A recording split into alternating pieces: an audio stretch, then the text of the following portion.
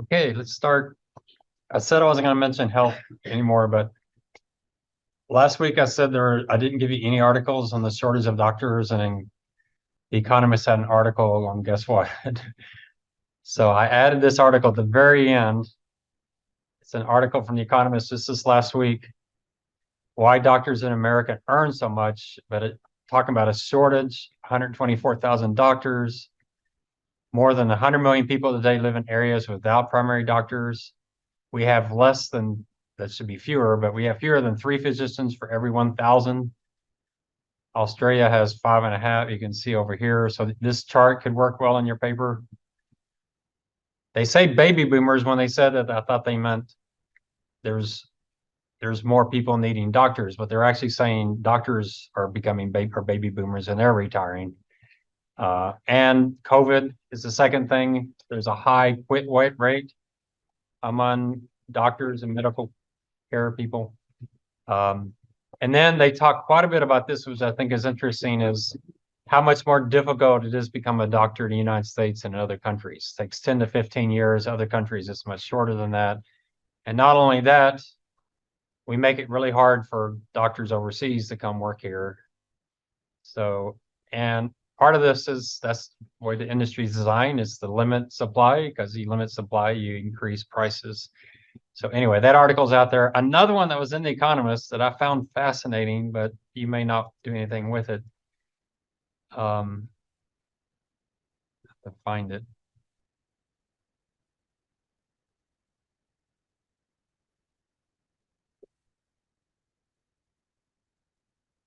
But on page, what did I just do? But on page, oh man, sorry.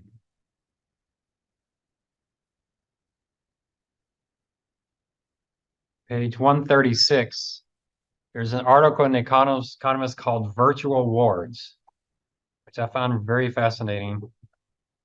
What they're talking about is hospital beds that are in a patient's home and they're being monitored by the hospital, but they're at home. What was surprising me is how little cost savings there is. I think they said about 30%, which just doesn't sound like much. I have it marked in here somewhere, but so that's maybe part of the solution. I don't know if that goes under technology. I think it is somewhat technology, right? Because you're monitoring these people remotely.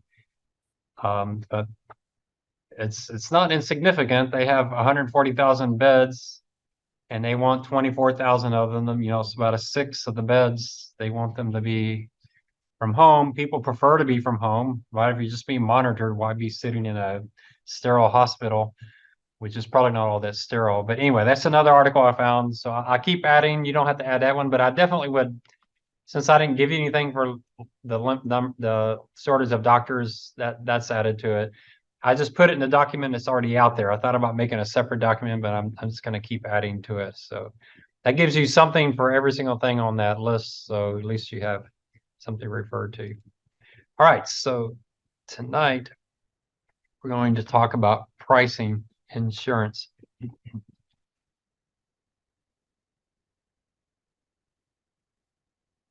So just as an overview, insurance is very different than any other product, not just life insurance, but property and casualty as well. And what's unique about it is we don't know our cost of goods sold until years later. You know, if you sell a house or you sell Pepsi or you sell something else, you know how much it costs you to build that product before you put it out in the market. So for insurance, you don't know. You're making some assumptions up front, and it's both the amounts. So the term insurance is the amounts, right? Because you're assuming a certain number will die and a certain won't die. And it's also the timing. When do they die? Auto insurance is the number of accidents, and then it's the size and the timing. So we're completely uncertain about that versus other products. It's hard to think of too many other products that are like that. Obviously, banking products are somewhat like that. In a loan, you don't know if the person is going to pay you back or not. But insurance is quite unique. That frequency and severity is unknown at the time that you write the policy. And so insurance is a little bit different when it comes to cost of capital and return on invested capital. If you had Miller Modigliani, hopefully you remember these guys. I think only one won the Nobel Prize, but I can't remember. But they're the ones that came up with this concept of an optimal capital structure. There's a place you can put the firm, debt versus equity. Anybody remember that theory? It's a pretty important one. What are you trying to maximize? What are you trying to minimize? I mean, you remember?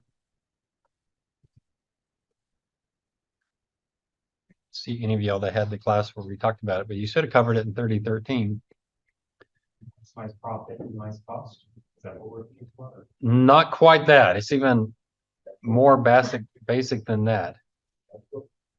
It's not the cash flow. So it's real kind of almost so basic it's kind of hard to believe, but it's all about taxes. Interest expense, tax deductible, dividends or not. So their basic theory is if you have equity and you start adding debt, that makes the firm more risky. Debt's cheaper, but it makes the firm more risky. So as you add more debt, yeah, you're using cheaper debt, but your cost of equity goes up and the two offset each other and your cost of capital doesn't change with one exception. Debt's tax deductible. And so as you add more debt, more of your cost of capital is covered by the taxpayer. But at some point you add too much debt and you become bankrupt exposed. And so hopefully y'all know these theories. I would look that one up. You can Wikipedia this and they'll explain it. The easiest way to do it, you'll probably recognize these, is just do Miller Modigliani, or even better, type optimal capital structure. See if y'all recognize these charts. These look familiar? That look familiar? Y'all remember covering that? So if not, you need to know this. This is pretty foundational to finance. So this is your capital structure. Here you have no debt. Here you're 100% debt. And the firm value is maximized. This is the cost of capital when the cost of capital is minimized. That's the maximum value of the firm. But why is the cost of capital coming down? It's not because you're using more debt that's cheaper. Debt is cheaper. But you notice as you use more debt, your cost of equity capital is going up. And those two, before taxes, those two mathematically offset each other. The benefit of lower debt cost is exactly offset by the higher cost of equity. And you can show it mathematically. So why is cost of capital coming down? Entirely because of the tax shield of debt. Because tax interest expenses tax deductible. Dividends are not tax deductible. There has been some debates about making dividends tax deductible, which is a pretty amazing thing. But at some point, you use so much debt that your cost of debt starts rising, your risk of bankruptcy starts rising, your WACC goes up. So supposedly there's some optimal point. So what Miller Modigliani said is capital structure doesn't matter before taxes. It doesn't make any difference. After taxes, it matters because interest is tax deductible, debt dividends aren't. And then they added in their third theorem, which is bankruptcy costs. At some point, you have just way too much debt.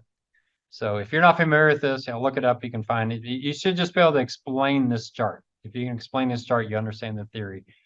Pretty important theory in finance, but it's not one you can usually calculate Noether's zone because most firms are to the left of this. Most firms want some dry powder that you can borrow money if they need to. And most firms that are beyond this are usually on the way out. But there's different ways to show it. There's different famous charts you can see. You'll usually see it like this, where cost of capital is on the y-axis. So you want to be at the lowest point, the lowest your cost of capital. That's the most valuable of the firm. Or you might see it looks upside down. Let me find one like that, like this. If you see it upside down, they don't have the cost of capital on the y, they have the value of the firm. And so the value of the firm is maximized. You see here, they talk about the tax shield and bankruptcy costs. The tax shield is the main reason your value is going up. But at some point, bankruptcy starts coming in and the value goes down. So you got to find that sweet spot right there. Very optimal. That's all for me to say. Insurance companies don't think that way. All right. Insurance companies are a little different. Insurance companies have this thing called required return and required capital. So for insurance companies, capital is very different than what you hear in any other business. And for insurance companies and banks, when insurance companies and banks say capital, they only mean net worth. They don't mean debt. For all other companies, capital is debt plus equity. So when you say return on invested capital, you mean return on debt plus equity. Insurance companies, it's only equity. And insurance companies use capital as net worth as their cushion against risk. The more risky the company, the more net worth it needs, and the higher return it requires. So term life is the most risky because you're just getting just enough money to pay the claims. Whole life is not very risky because remember, when you have whole life, the insured's insuring themselves. As their cash value builds, they're essentially insuring themselves. So if they have a $100,000 policy and their cash value is 40,000, 40,000 is going to be used to pay the claim, and the insurance company has 60,000. So term is the most risky. So firms that sell mainly term, like Primerica, they need to have a lot more capital than the firm that sells a lot of whole life. Annuities are very risky. We're going to cover that a little later and see how risky they are. All right. So when you hear capital, in fact, you can even look at something called bank capital ratios. And you'll discover they're not talking about debt and equity. They're only talking about the equity of the bank. That's what a capital ratio is. I have some students that are interviewing with banks.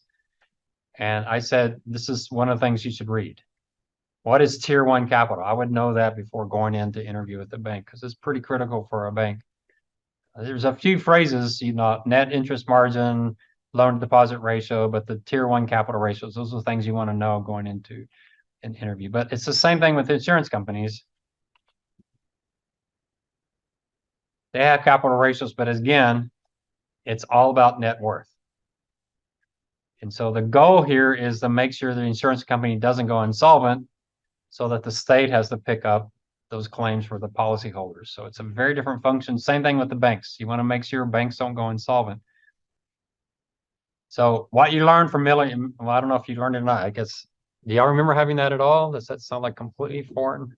You actuary students, you may not have it, but you should have had it in 30. You had to take 3013 though, didn't you? It's not a corporate finance thing. They may have it in corporate finance too. I covered it in 3013. I don't teach a corporate finance class though. Yeah, it's just something that's just one of those basic theories. And then the last thing is cost of goods sold is going to be heavily dependent with life insurance on the mortality table and with annuities. We'll see with both. So the mortality table obviously is based heavily on history. And so we're relying quite heavily on history. There can be adjustments that are made, and actuaries have to get really good at that. With life insurance, there can be jumps, like COVID can be a jump where you certainly suddenly see a lot increase in mortality. It's rare for it to nosedive. There can be some new invention, something that saves a lot of lives, but generally we're more worried about the jump because of a COVID or, in the US, it's drug use, it's opioids. So the US life expectancy has really dwindled the last few years for COVID and opioid use. On the property casualty side, it's challenging. If you talk to an auto actuary, a few years ago, we went from, many years ago, we went from a top speed limit of 55 to whatever you want it to be. And there's some states, I think, that have no speed limits, like Montana, right? You can drive whatever speed you want to. Is that true? In Texas, we have some 80 miles, don't we? Which makes a lot of sense because they're, I-10 goes going through El Paso or someplace. Well, what does that do to frequency and severity when you go from 55 miles an hour to 80? The actuaries have to figure that out. What basis do they have to figure that out? So you're basing on history, but then basic things change that you have to bring into your numbers. And that's the goal of the underwriter and the actuary to figure that out. So the basic pricing equation is the present value of what you're going to pay in death benefits, the present value of your expenses, plus whatever profit you need. And the profit's going to be whatever return on capital you need. So required return on capital, that's your cost of capital, your WACC. And then insurance companies, banks have this thing called required capital. You don't see that at Walmart and Pepsi and these other firms. Required capital. That's the capital they have to hold because of their risk. They're not optimizing like Miller Modigliani said. They're told you need this much. So banks have their tier one capital based on the risk of their assets. They need to have this much in net worth. We'll talk about the capital requirement for insurance companies here later when we do the ALM. So the gross premium is the net premium. The net premium is the present value to pay claims. And the loading is the expenses and the profit. So net premium is what you need, the present value to pay claims plus your expenses and profit. The property and casualty side, call that the pure premium. If those that took my P&C class last semester, we talked about the pure premium. That's, I don't know why they have different terms, but life insurance is the net premium. The gross premium is the premium they actually charge.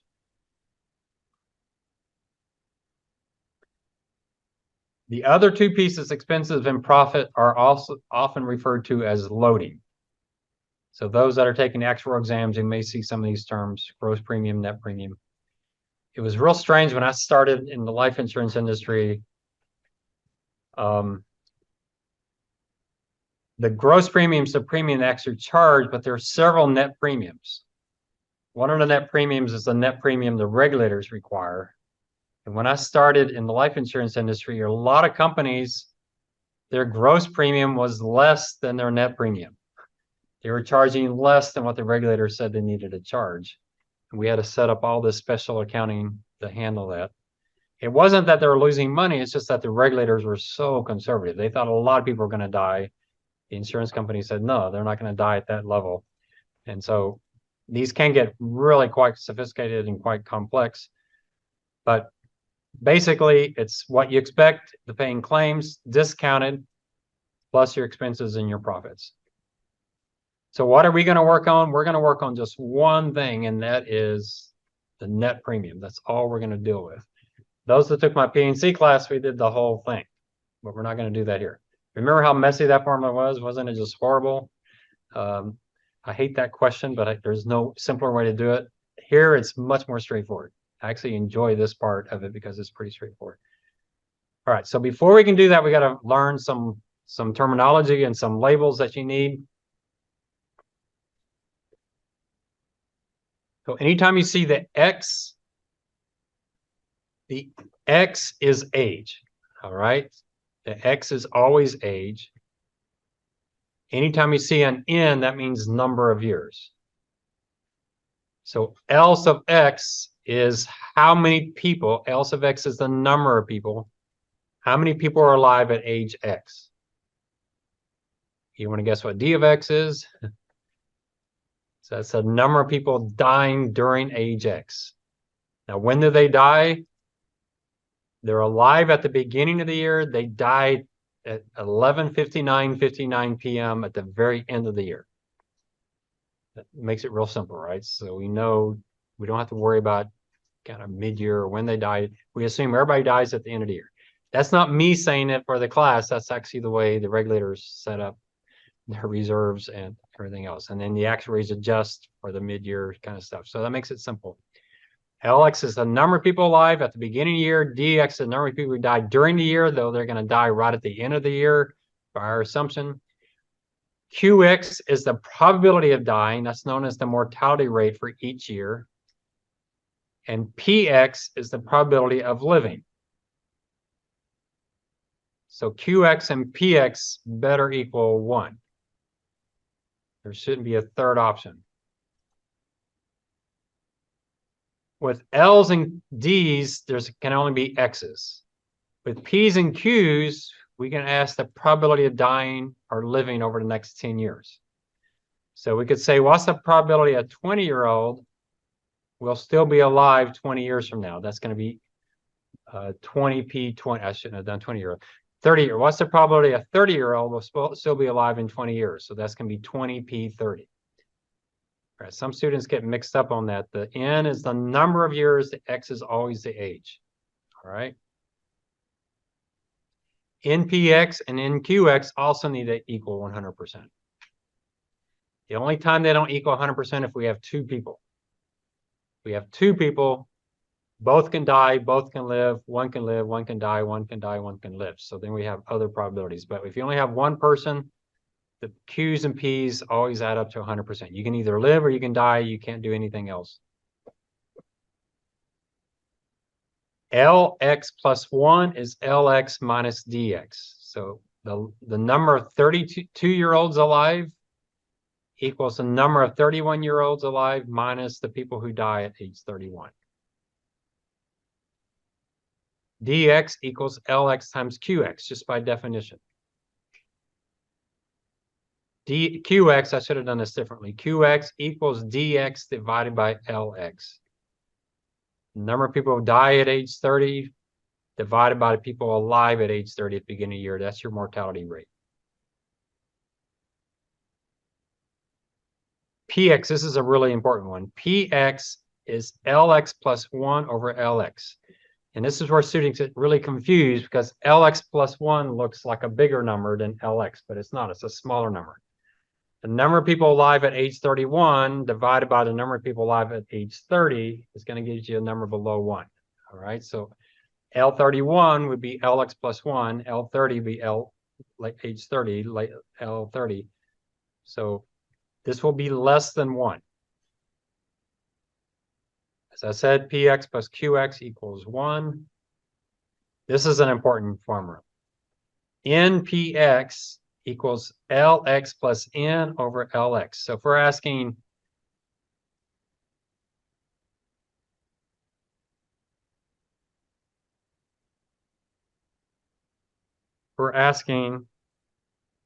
probability a 30-year-old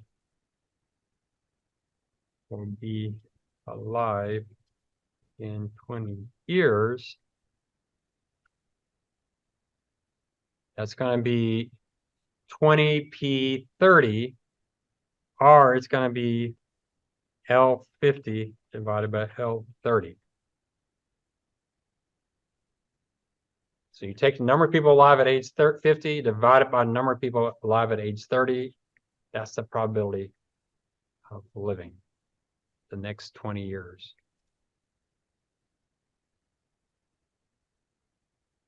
In QX, you just subtract them.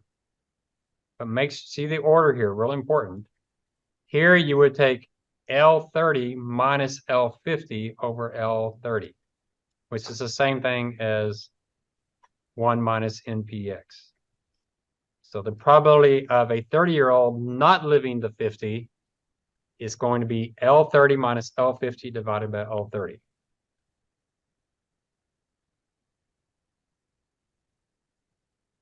You're seeing why students don't do well on that part of the exam and why I cut it back, because it can get really, really confusing. I used to do real simple problems and then do one crazy one, and some students didn't even try. It's like too many L's and X's. If you're an X-ray, though, you need to get pretty comfortable because it's pretty basic statistics, but you got to get used to the formation.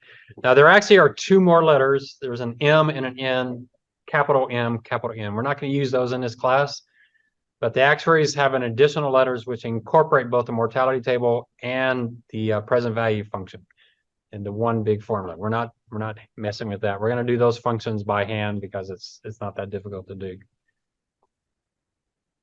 So NPX plus NQX equals 1. You can either live or you can die, no other options. So working a few examples.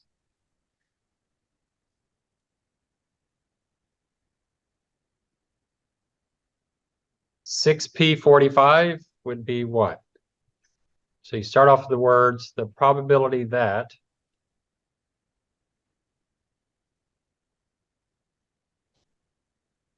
Any takers on that? 6p45, the probability that so what is the 45? Is that this age? So the probability that a 45-year-old will do what? Live to be 51. All right. Person who's 45 today will live another 6 years to the age of 51. 25Q25, the probability that a 25-year-old will die before his or her 50th birthday. Now, if you look at the mortality table I gave you, it starts at age 25. So this table, I can't remember if I put it out there on Canvas or not, because Canvas is really tough for me, what comes over and what doesn't. So I'll get this out there so y'all can see it, especially for next class. It's going to be pretty important.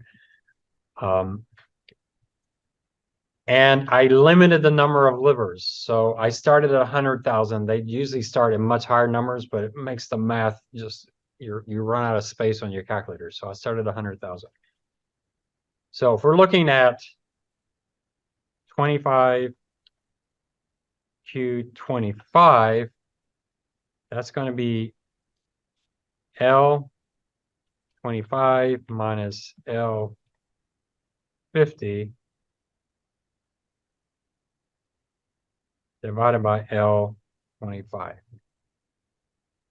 Now, this is an old mortality table. It's a male mortality table. It's a non-smoking mortality table. I don't like the newer tables because they're just hard to use in this class. We may look at a few of them if we have some time. They go out much further. This table only goes out to 100. This is the 1980 CSO table. It's a pretty famous table. So this is males. So men die faster than women. So this is not going to work for women. It's a non-smoker. And it is a regulatory table. So it's more conservative. People are going to die faster in this table than you would expect them to. So all of that together, but given that, what do you think the probability of a 25-year-old making it to 50? Any guesses? Over 90, over 95? Someone give me a really precise guess and just see how lucky you are. 93.62, what do y'all think? 97.4, all right. So we'll go find L50. Oops, I need a parentheses. L50, well, you can already tell what the answer is. Minus L25 divided by L25. So you're, oh, this is the live. I'm sorry. I said the die. So you meant 3%, right? Oh, right. So I did it backwards. Sorry. 6 minus 31.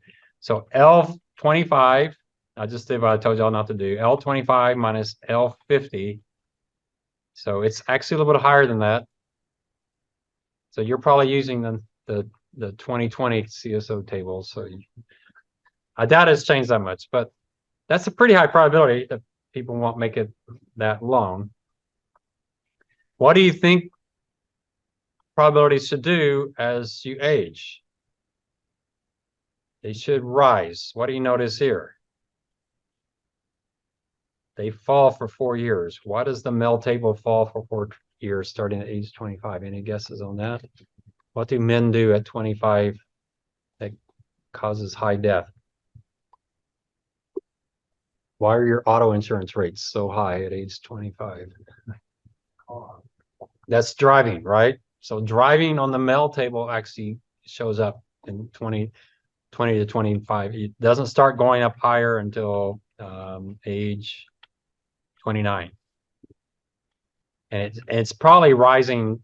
I don't have the full table. It's probably rising, you know, from 16. And once men start driving, the mortality rate goes up. All right, so about 7%. So how many would live? About 93%. So that's the 25P25.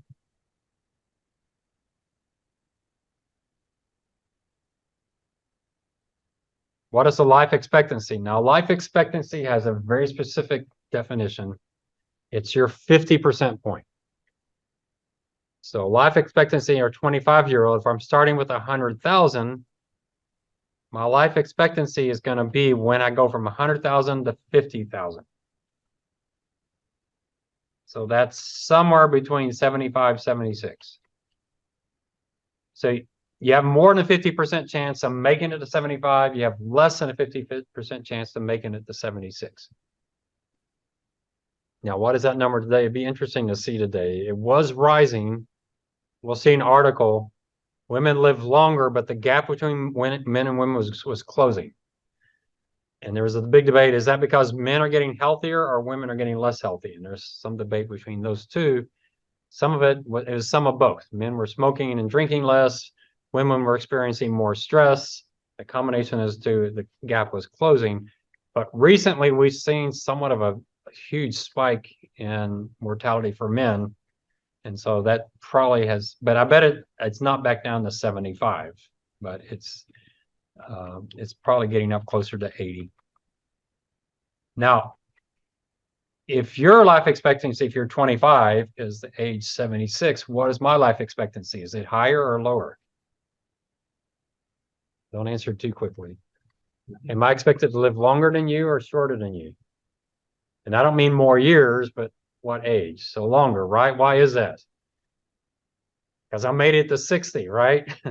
So life expectancy at 60, 83,000. I can't do that in my head. So 41,000.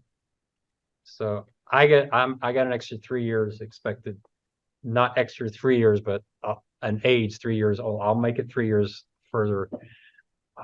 It's not material, but it's, it's something. Give me something, So that's life expectancy.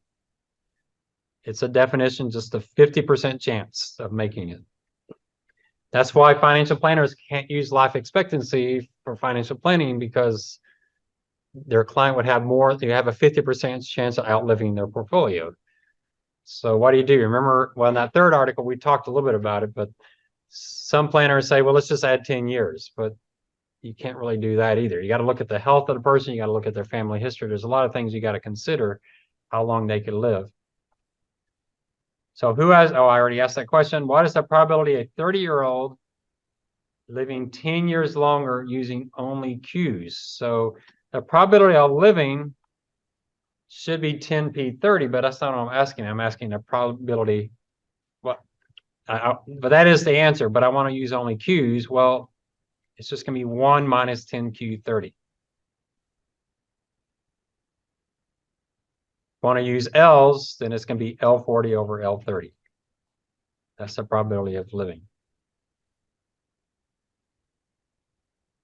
What's the probability of a 40-year-old dying in the next 10 years using only L's? So L40 minus L50, that's the next 10 years over L40. That's the same thing as 1 minus TP40, or because this is dying. R1 minus L50 over F4. So there's a bunch of them in there. There's different ways to write it. We're going to be primarily focused on the L's and the D's, which makes it a little easier for you. We're going to use P's and Q's some, but not dramatically. So most of the formulas are going to be L's and D's. Okay, here's a tricky one. L30 plus D29. What do you think that is? You take the people alive at age 30 and you add back the people who died during the 29th. What is that going to equal?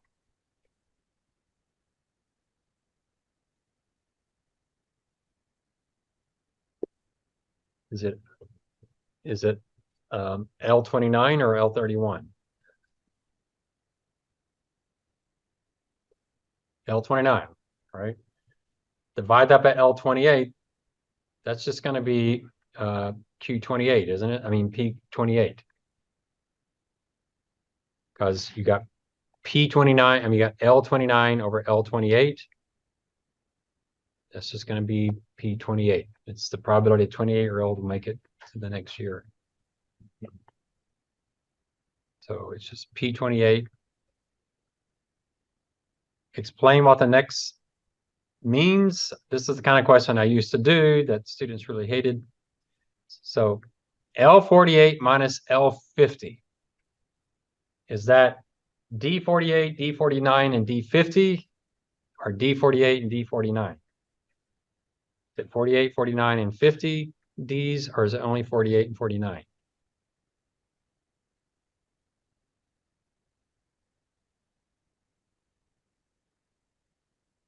But it's only 48 and 49. Y'all see that? Because you're taking L50 and L48. You don't include the D50s in there. They haven't died yet. But then you add them here. So what do we have so far? We have D48, D49, D50, and then what is this? D51, D52, all the way up to D what? 57 or 58? Up to 57, all right? I can't tell if you are with me, hopefully you are. So we got D48 through D57. And here we have L47 minus D47. What is that going to equal? That's going to be L48. You take the 47-year-olds, subtract those that died during their 47th year, that's going to be L48. So essentially we have L58 over L48, but these are all D's, so it's 1 minus that. So it's, my mouse is messing up for some reason. So that's just going to be, I can't even get over there. It's going to be 1 minus 10p48. You'd have to add up all the D's. There's 10 of them. R10q48.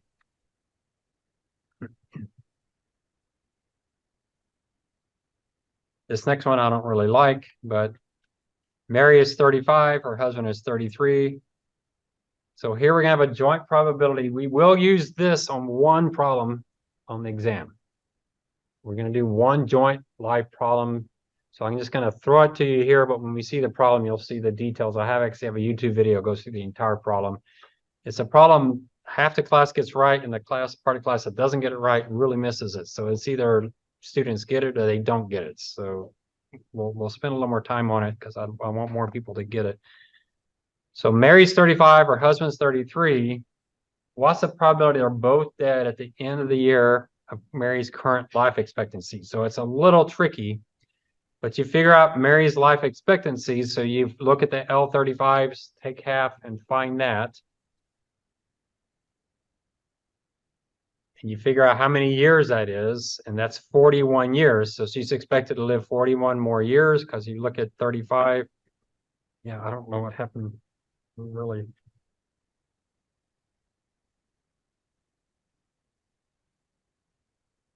So L35, it's right here. We're looking for 49, 113. So 76. That's 41 more years. One reason I don't like this question is because students get confused. I use 76 or 77. I always use the one after, because remember, they can only die at the end of the year. So if she makes it to 75, her life expectancy is 76 because she will die at the end of the year, the way our assumption is. So that's 41 years.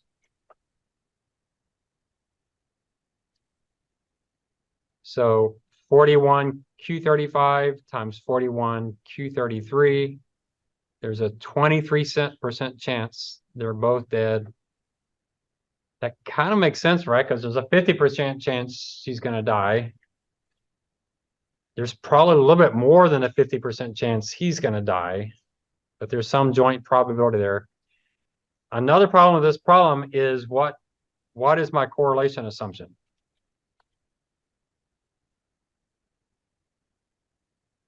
Those that remember joint probabilities. What am I assuming the correlation between their lives is? And I'm assuming it's 0, aren't I?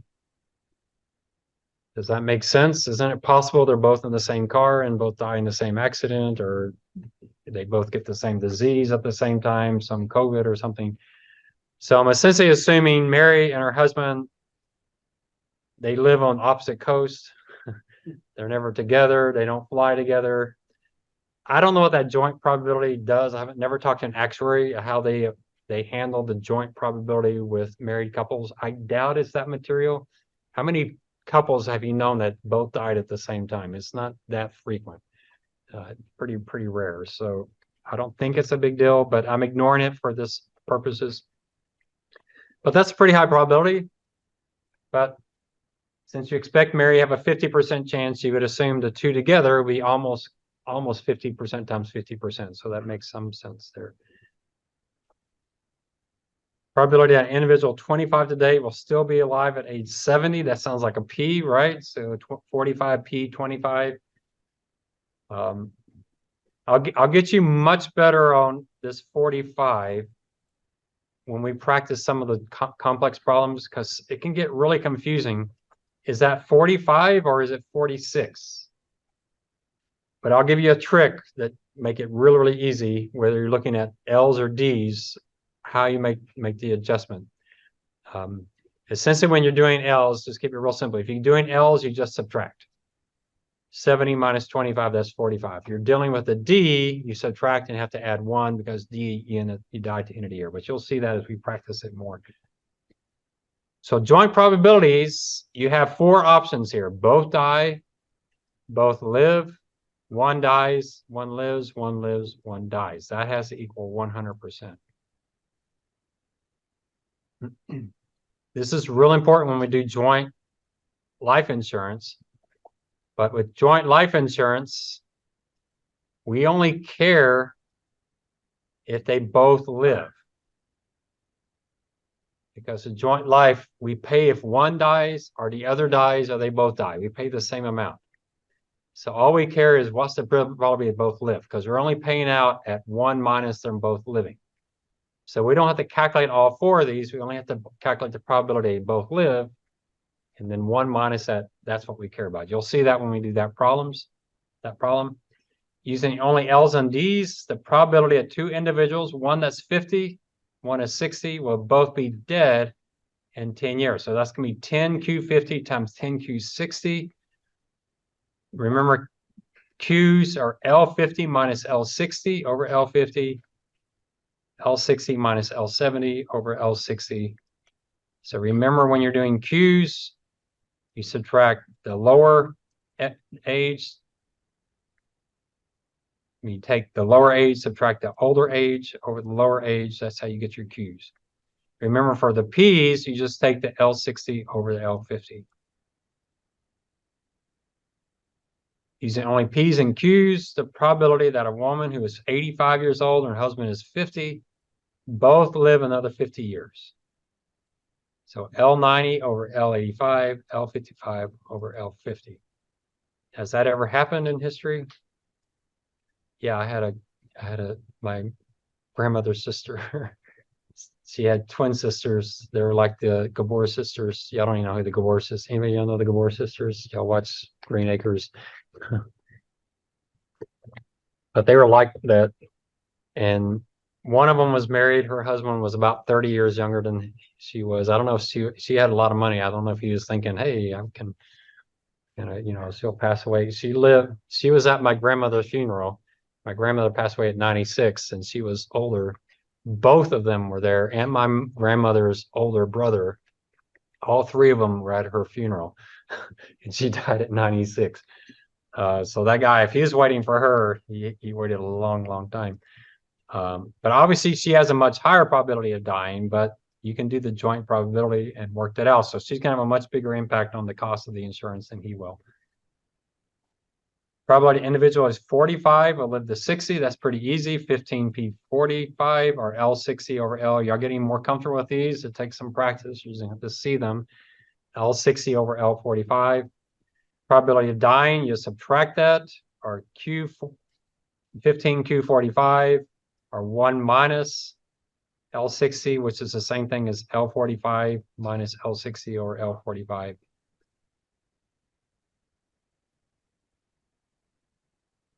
Now this one gets really, really tricky. The probability that at least one, but not both individuals die. All right, so what you got to look for there is you figure out what's the thing we're not looking for, which is both dying. You figure that probability and you just take 1 minus that. You're going to see we're going to do that quite a bit when we do joint probabilities.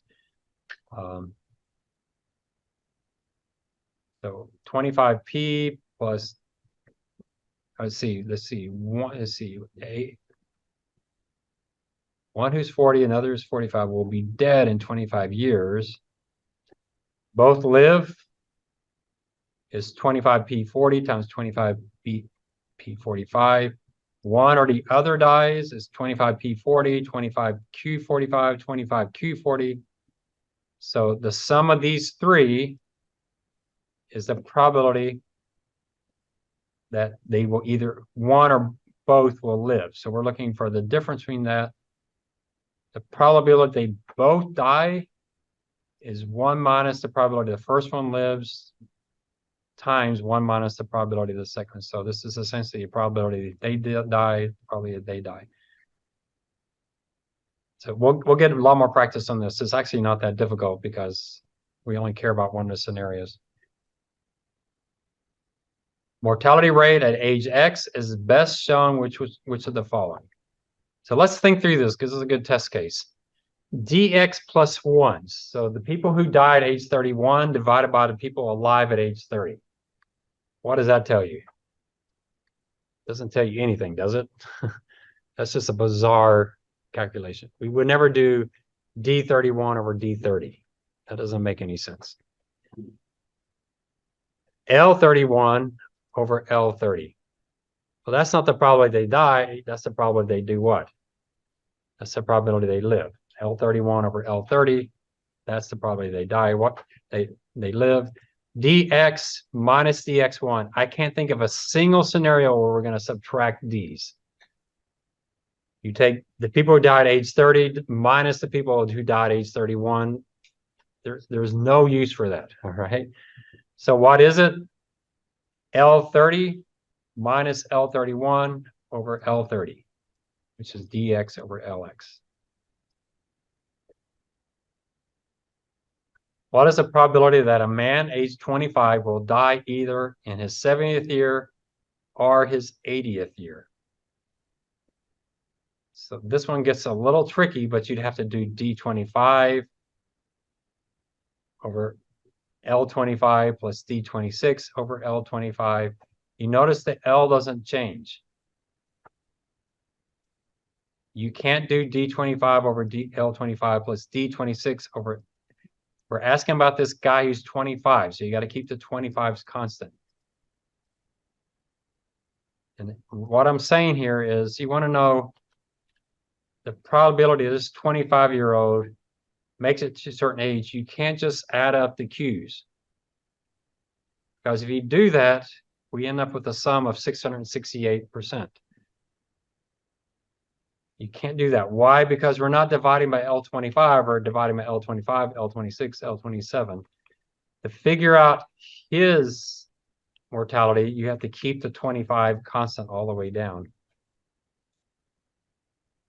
So 100% is not L25 over L26 plus L26 over L27. It is the 100% is D25 over L25, D26 over L25, D27 over L25. So the purpose of that one is make sure you're seeing what the question is. We're asking about this L25. What exactly is that probability? So we'll die either in his 70th year or his 80th year. It's going to be D70 over L25 and D80 over L25.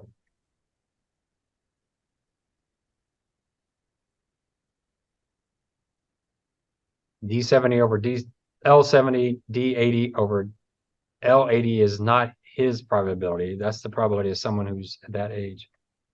All right, here's another one of those tricky ones. See if you can get used to the titles. Probability who is someone who's 32 will make it to age 34.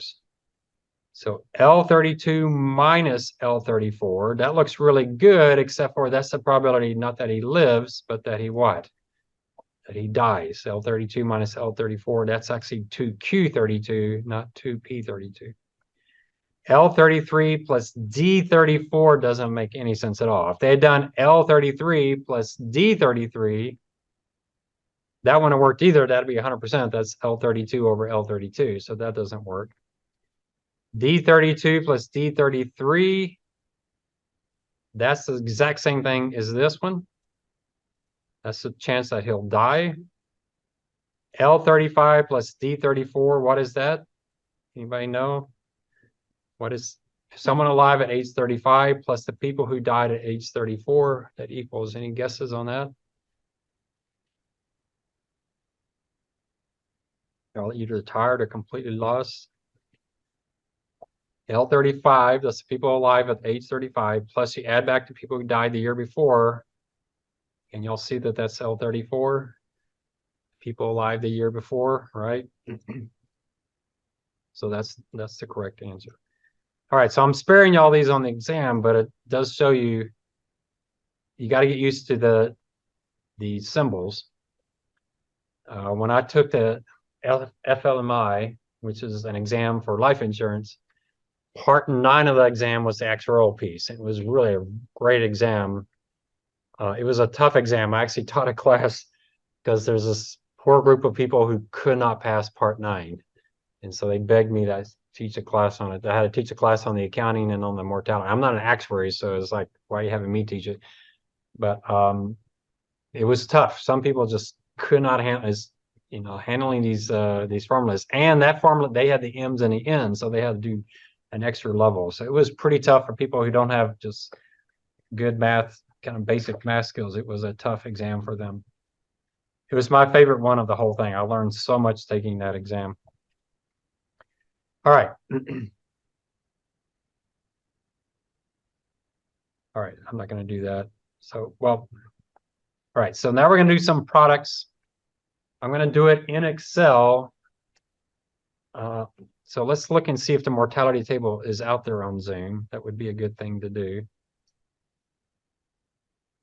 If not, I will put it there right now. All right, so I'm going to put it there. You want to bring it, or we won't get very far tonight, but if you want to bring it, your laptop and do this. So what we're going to do is we're going to do these products in Excel on this sheet, and I'll keep saving this sheet out there. Unfortunately, on the exam, you don't get to use Excel, so you're going to have to do it by hand. So make sure you know the formulas. What I'll do is I'll write the formula out, and then I'll do the calculation so you can see. On the exam, there's usually 2 or 3 problems. I can't remember, 2 or 3 that you have to actually calculate the math. Most of them, you're just going to write the formula.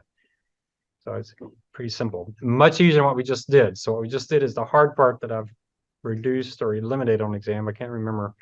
So now this is a little more straightforward. But the basic formula, y'all let me know if y'all are seeing that on Canvas. Have you seen that file? Is it out there? All right. So the basic formula is cash flow in the numerator and premium payers in the denominator.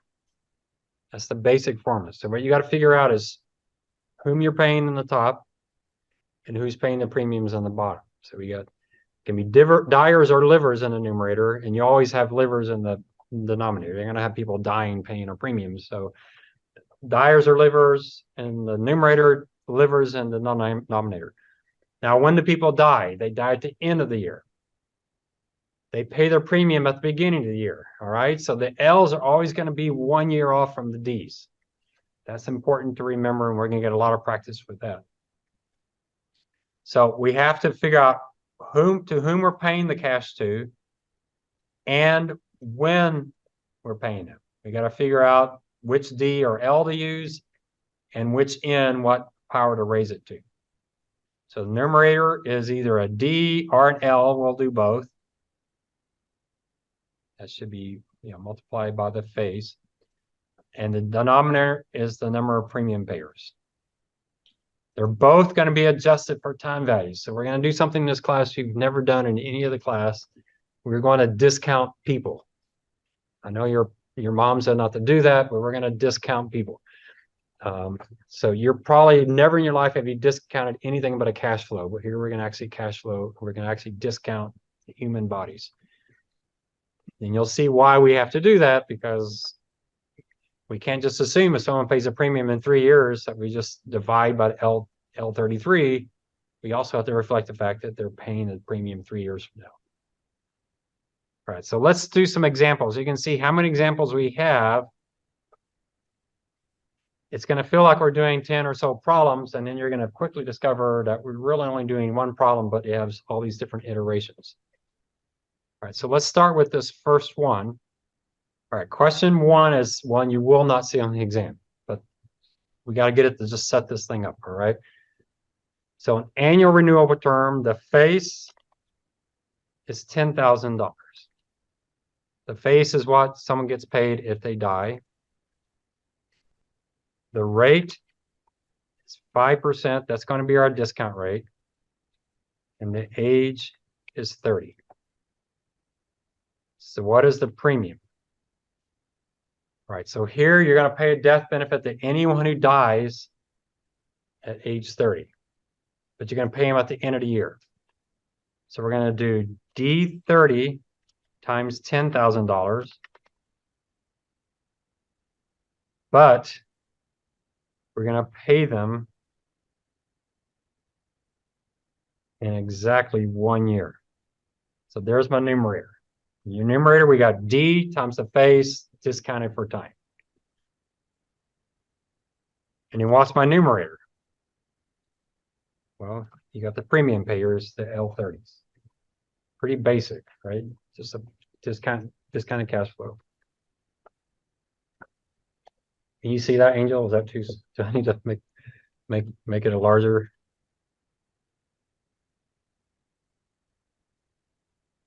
Can you see that, Angel? Miss Andrew? All right, so let's try that. So I'm going to do D30. There's D30, column D, D sub X's, times $10,000 divided by 1.05, raise the first. All of that divided by L30.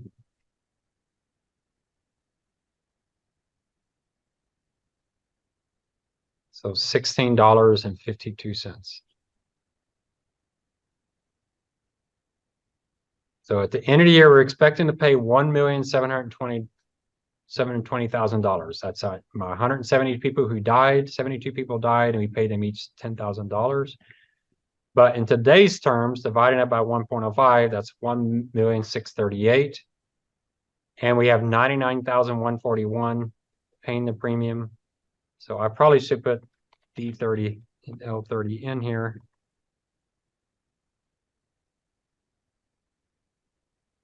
So you won't see that problem in the exam. It's just way too basic. But this is how you will write it on the exam. Right? So what you don't want to do on the exam, when I say just give me the formula, don't go get the 172. All right. First of all, it's irritating to me because then I have to go find the 172 myself. So all you got to do is write D30. Do write the face, the 10,000. Do write the 1.05. And then the L30. Don't go get the L30, just write L30. All right. So when I say write the formula, do not solve, that's all you got to do. So several of the problems, that is your entire answer right there. You don't have to do the 1652. You just got to write out the formula.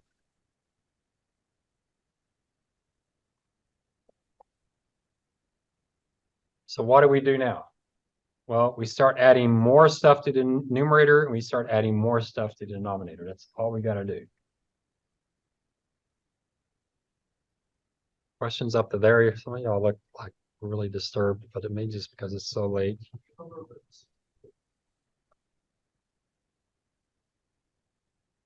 Yeah, I should do it over here. Let me do it. So there's the D's. There's the L's. So you're taking the 172 times $10,000 divided by 1.05 raised to the first. And I could actually, just to show you where we're going, I could take this and divide it by 1 plus 5% raised to the 0. That's where we're going, right? Because when did they pay their premium? They pay their premium today. So you can see extending this is not going to be that difficult. We have L31s, then we'll just divide them by 1 plus the rate of the first. But you notice here that the n is off by exactly 1. And that's going to be real common. The exception is going to be when we do annuities, because annuities we're paying people when they're alive. So if you have L's, the N's will be the same. If you have D's and L's, the D's will be 1 year later than the L's, right? So you got that, Joseph? All right, see where we're going. So what can we price after this? Well, we'll do level term, but we'll never do this problem on the exam either. Let's do one last one, just so you can see how straightforward this is.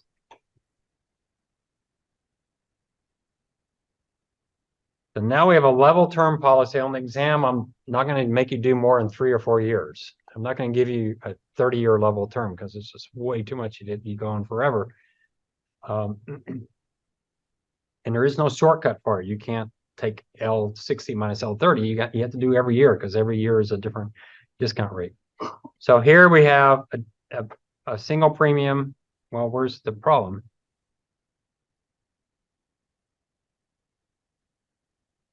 There it is. Did it come over? I'm just not seeing it. Oh, there it is. Okay, 3-year level. So issued at age 30. So we need D30, but what else do we need? D31, D32. Do we need D33? It says 3 years. 30 plus 3 is 33. Well, no, if it's a 3-year policy, you will have 3 Ds. You won't have 4. All right. So just if it's a 3-year policy, you will have the same number of Ds or the same number of Ls as the policy. Unfortunately, this is a strange policy in a single premium, which doesn't exist, but we're going to do one. So the only people paying the premium are the L30s. All right, so we already have the D30, but we'll come bring it again, that 172. And then there's my D31s, my D32, and then my L30. We still have that number. So what's my formula going to look like? It's going to be D30 times, again, $10,000 divided by 1 plus 0.0. What's my discount rate? 5 raised to the first plus D31 times 10,000 divided by 1 plus 0.05 raised to the second plus D32 times 10,000 divided by 1 plus 0.05 raised to the third. All of that divided by L30.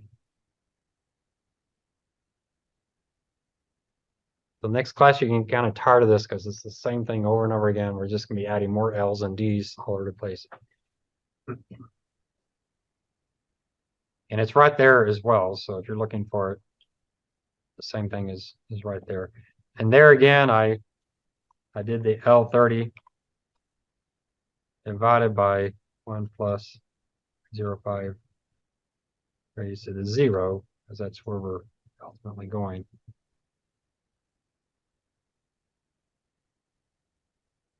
So that times 10,000 divided by 0.05 raised to the first plus that times 10,000 divided by 1.05 to the second plus that times 10,000.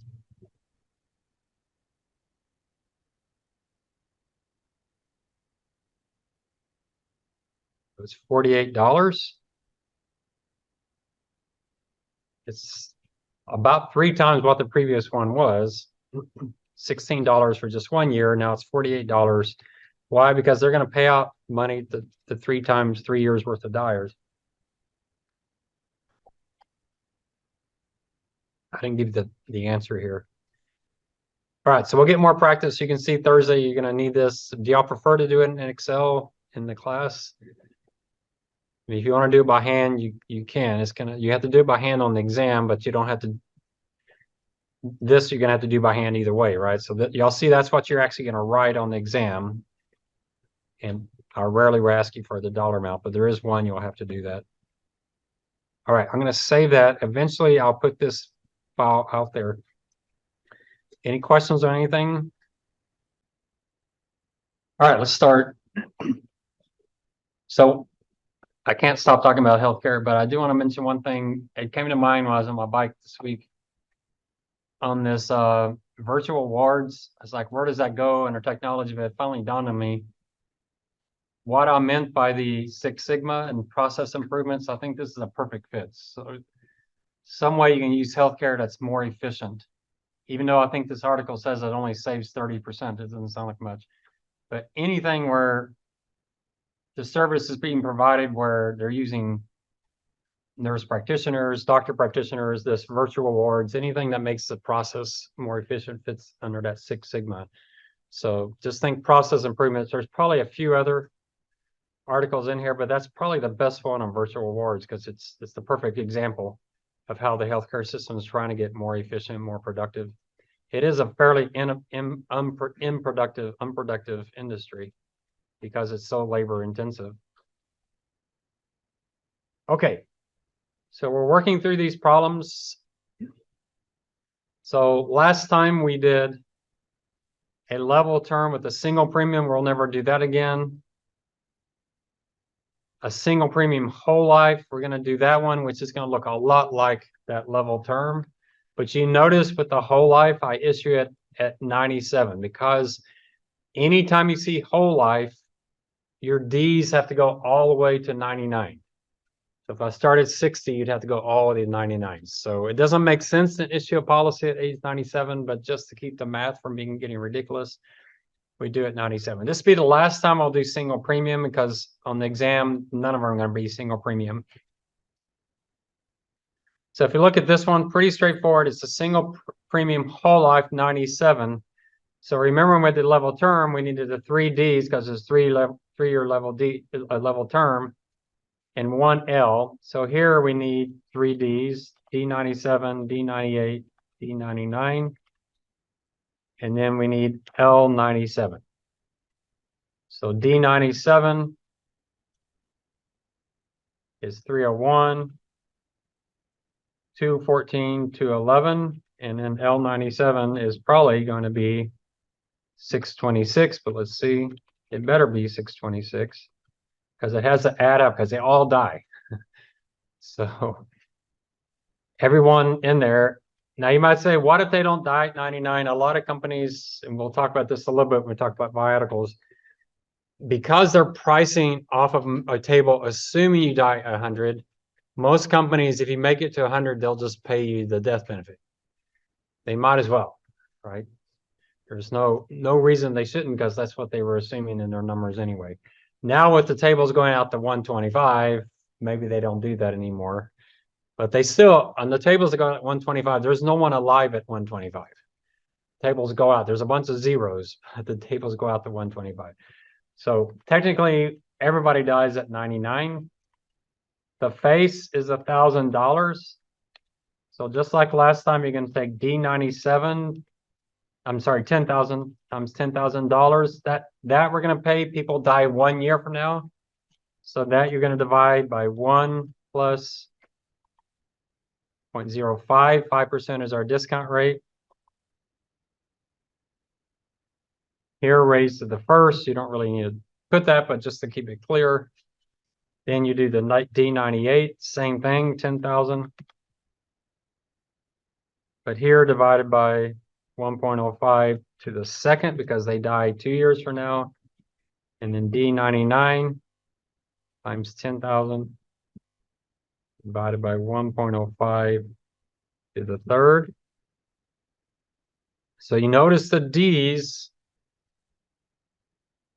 your first year, it's the 97 minus 97 plus 1. So anytime you're dealing with D's, it's the year that you start and the year of the D, you subtract those and add 1. For the L's, we got L97 divided by 1.05. But here, you just subtract and don't add 1 because that's at times 0. And we'll see that when we do second and third year premiums. All right. So anytime you're dealing with D's, you subtract and add 1. So for 98, you take 98 minus 97. That gives you 1, add 1, that gives you 2. For 99, you take 99 minus 97, that gives you 2, add 1. Your N is going to be 3. For the L's, you take 97 minus 97, that gives you 0, you use 0. Okay, that's gonna make more sense when we do some of these more complicated products. But pretty easy product. The price, 301 times $10,000 divided by 1.05 plus D98 times 10,000 divided by 1.05 the second plus 899 times 10,000 divided by 1.05 to the third divided by L96 divided by 1.05 to the second, which is just 1, but just to make the point. And what did you get? Y'all keeping up with me? If you want to open your laptops and try to, you can, but you'd have to load the mortality table. Now it's a huge premium, isn't it? Who in the world would spend $9,200 for a $10,000 policy? Well, all of them are going to get it, and they're going to get it within 3 years. So even the people dying at 99, if you think about it, even those people,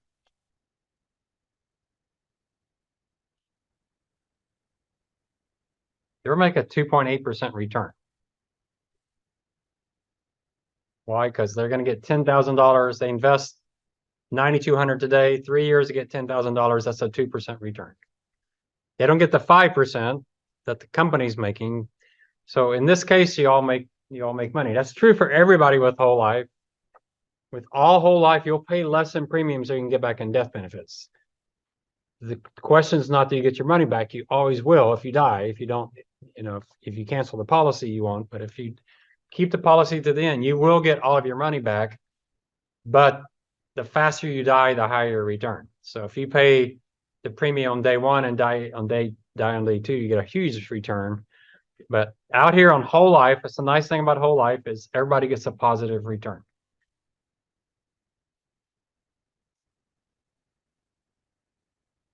But we won't do this product ever again because we're never going to have just one premium payer. There are single premium life insurance policies. I doubt there is single premium level term. It doesn't really make sense for level term. For whole life, it's possible. It'd be pretty rare. Single premium usually is on annuities, not on life insurance, but it's possible. All right, and then the next one, y'all stop me if you have questions.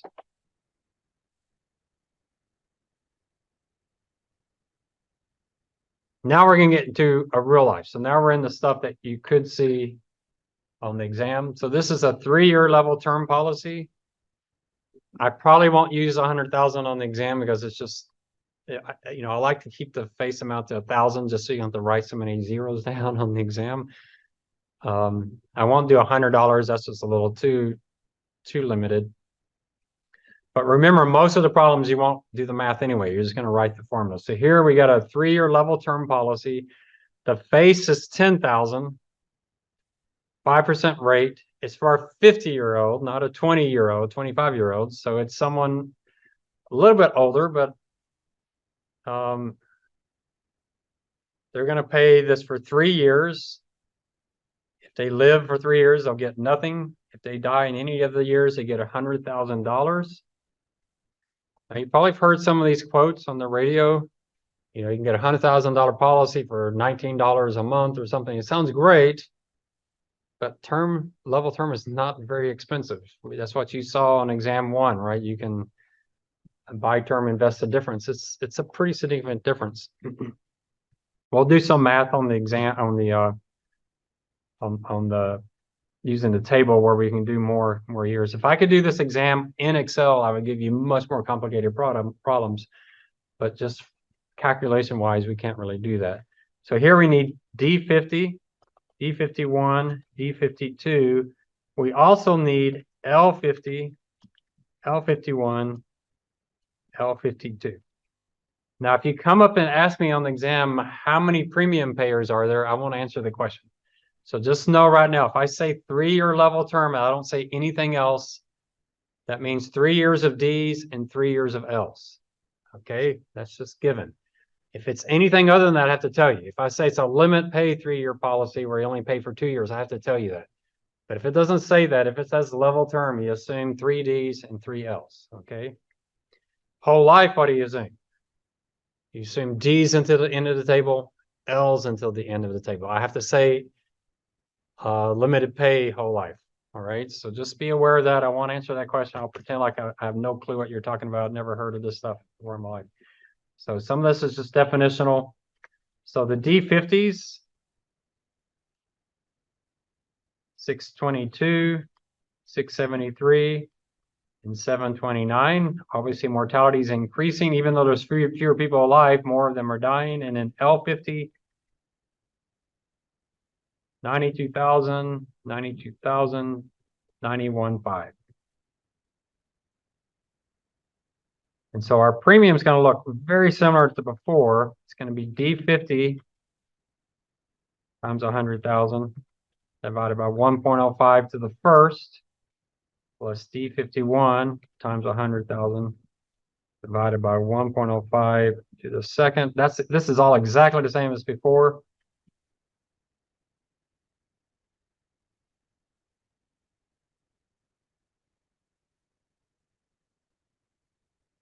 So that doesn't change. So the only thing that changes here is the denominator. So remember with the L's, you subtract, we're starting at age 50, you subtract them from 50. That's going to give you 0, 1, and 2. For the D's, it gives you 1, 2, and 3. So here we have, there's no dollars there. We're only discounting the people. L50 divided by 1.05 to the 0, which is just 1, plus L51 divided by 1.05 to the first, plus L52 divided by 1.05 to the second. Now, if you see me make a mistake, please tell me so the whole class doesn't have bad notes. But does that make sense? And Angel and Cassandra, y'all can see that? Well, y'all's eyes are a lot better than mine. I can't even see y'all, so that's good. That all makes sense? You see how it's kind of the same formulas over and over and over again. Any guesses what this annual premium will be? Not a monthly premium, but annual premium. Think it'd be over $500 or less than 500? You can kind of do some of the math in your mind because we're only talking about 3 years, so the discounting won't be that massive.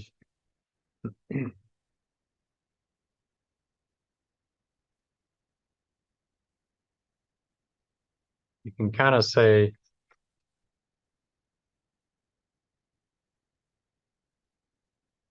less than 1% are dying, 1% of 100,000. That's $100 for 3 years. But you can have 3 years people paying premiums. So it sounds like it should be around $100, shouldn't it? Or not?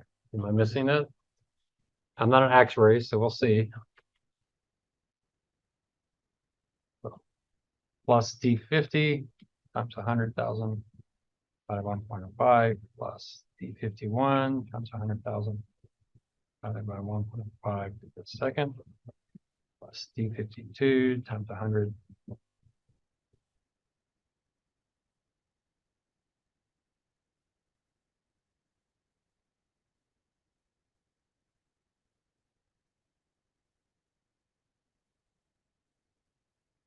See how close I was. Oh, wow, I was way off. Why was I way off? What did I do wrong in my mind?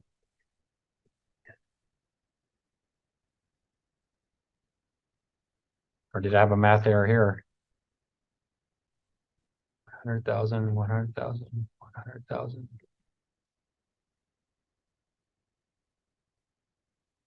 Well, we'll check it. I'll show you how we'll check it. I'm not sure why my math is off because that divided by that.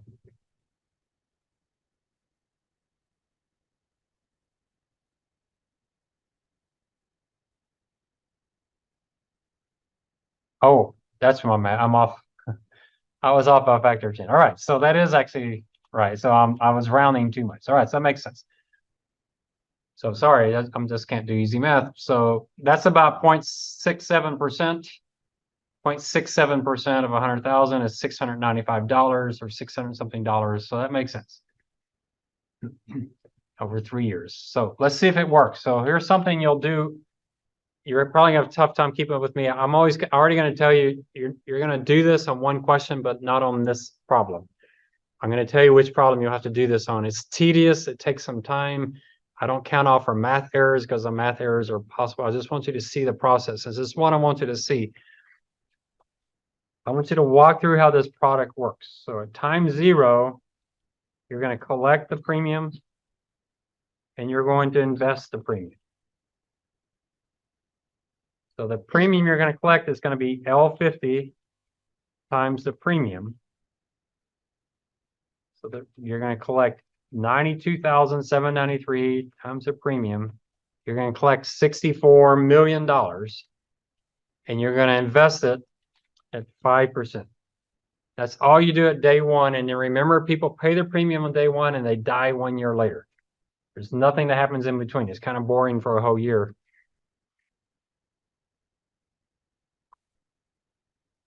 So then we come down to time 1. At time 1, the portfolio moves forward. So you had $64 million and you've made 5% on that. So that portfolio is now worth $67 million. What else happens at time 1? What happens first, just logically? Any guesses?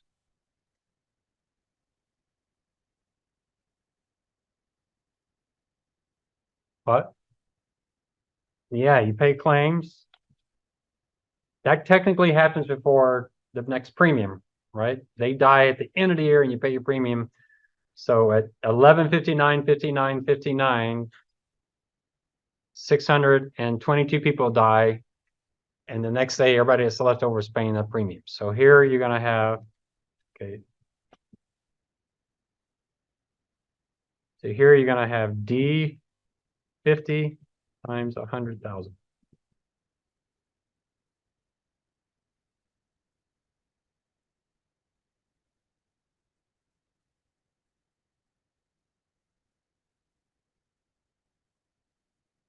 And then you're going to collect your premium from L51 times the premium. L51 is 92,171 and you collect the premium of 695. So here's your ending portfolio time 1. It's going to be your portfolio to move forward minus your claims plus your premium. So you now have $69 million.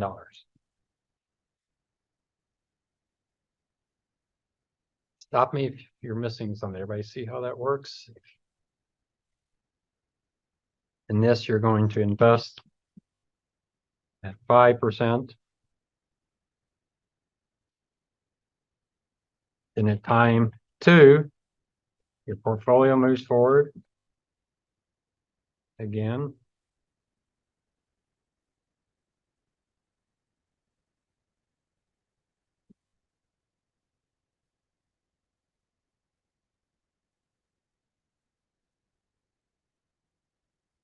You're going to pay claims. Here's going to be D51 times 100,000.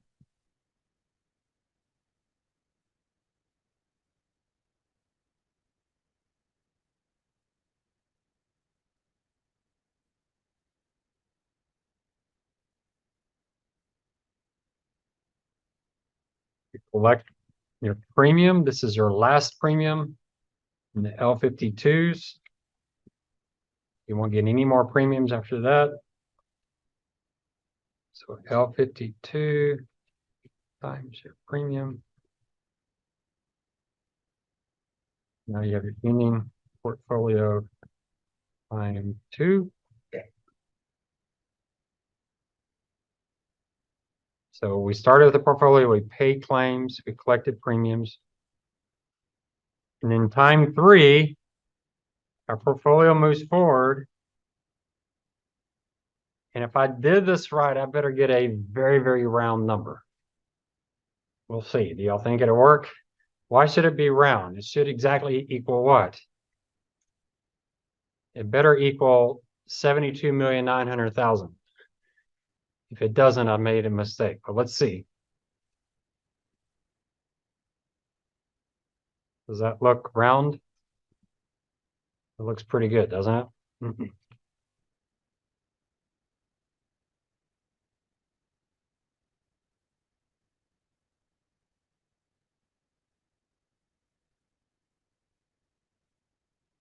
And then you're going to pay claims. There's no more premiums to receive. So D52 times 100,000.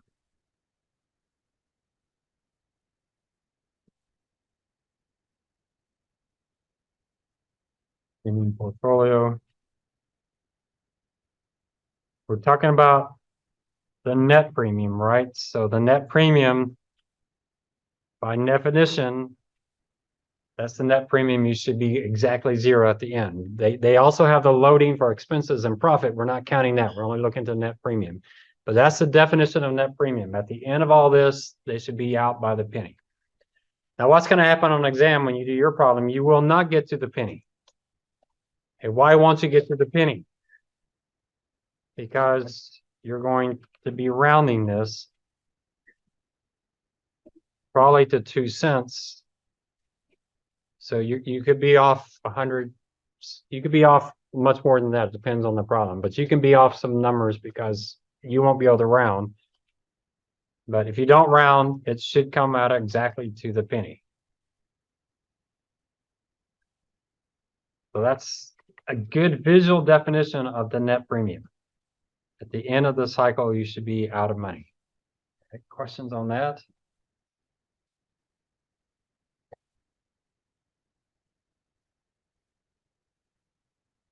So let's do the same thing again, but with a slightly different policy. This one gets a little redundant, but that's fine. The same thing, but here is an ordinary whole life.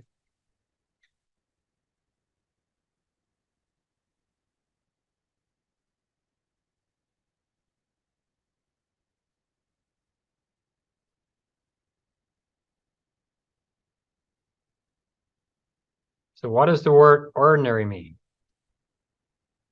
When you see ordinary, you know the death benefits go to 99 and the premium payments go to 99. That's what ordinary is. It's just everything goes to 99. So this will look exactly like this one if you make this 97, 98, 99, 97, 98, 99. It looks exactly the same. But how much higher will the premium be? Here it gets a little trickier, right? It's going to be much higher than 695 because you're going to pay out $100,000 to everybody, but they're going to pay you 3 premiums. All right, so it's a little trickier, but you know it's going to be much higher than 695. In this case, you may have some losers. We'll see, but we'll try it. So we need D97, D98, D99, L97, L98, L99.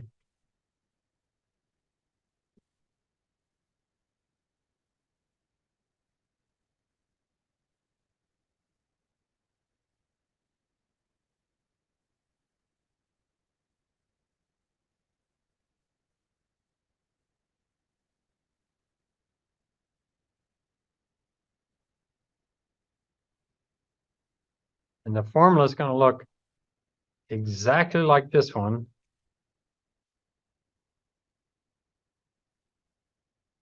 Except instead of D50, it's going to be D97, D98. It's the exact same premium.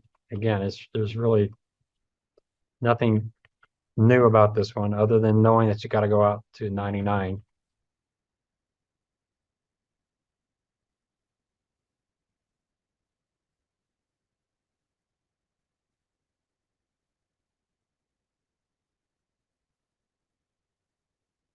It's the exact same formula. It just gets repetitive and repetitive. Just got to know how many D's or L's to put in the numerator, how many L's. You can only have L's in the denominator. You can't have D's in the denominator. We don't have people dying paying premiums, but you can pay people alive. We'll see actually with the matured endowment, you can pay people alive and you can pay people when they die in the numerator. You can have D's and L's. You can have only D's, you can have only L's, you can have D's and L's in the numerator, but you can only have L's in the denominator.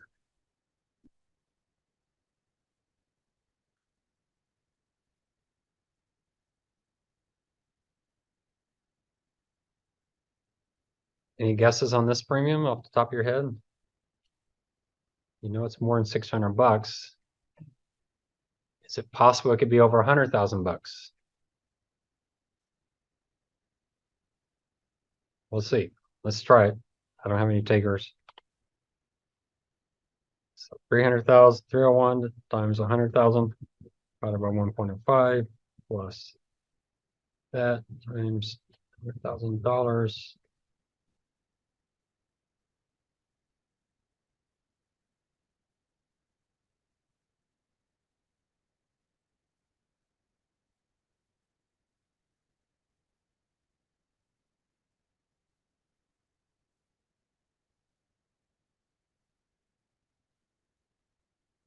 No takers? Do I have a typo in there? Oh, okay. Yeah, this keyboard, well, I eat in but someone's been eating in this room because the keyboard's very sticky. So anything else? All right, so it's less than 100,000, but it's fairly significant, $55,000.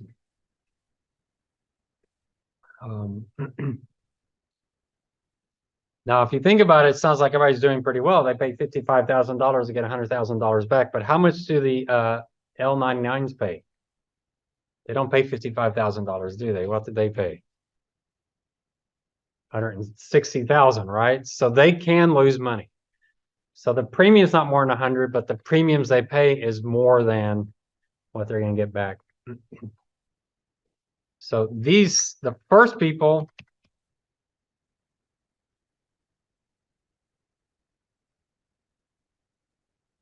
the D97s, they make a really good return. They make almost 80%. The D99s, 98s, they'll lose money, but not a lot. They'll lose about 10%. And then the D99s, they're going to keep the policy, right? So they at least get $100,000 back. They'll pay 55,000 so they can get the 100,000. They'll make money that third year, but they would have lost $110,000 before.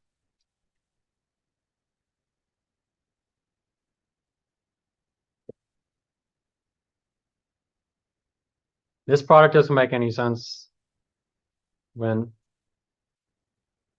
the only people win are these 300, and over half the people are going to lose quite a bit of money, especially the last 111.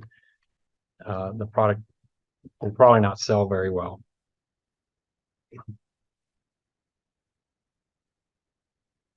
Now let's contrast buy term and invest the difference. Okay. Let's do a 20-year term.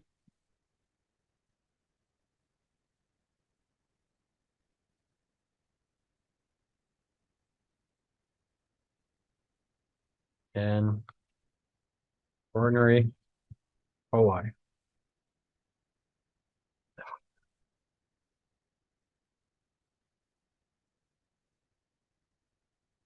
Let's say it's a $100,000 policy.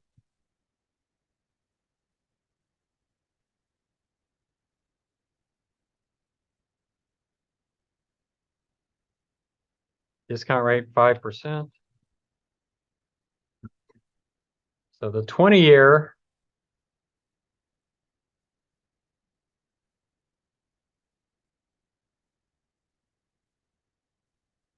we're talking about this for a 25-year-old person. For the 20-year, your premium is going to be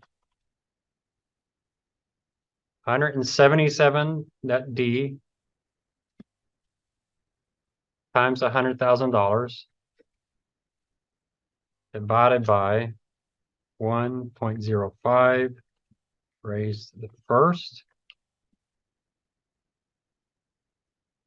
divided by the L. They're going to pay the premium. You're going to do that. Well, I'm going to separate it out.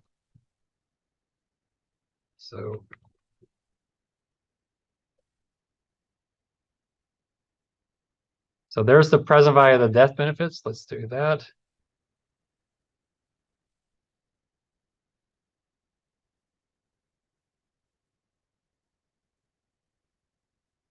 Got exactly 20 years.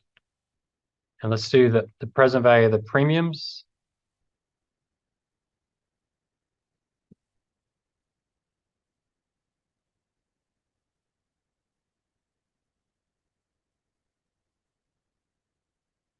Premium payers.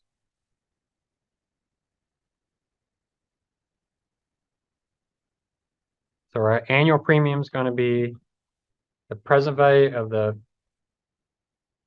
claims divided by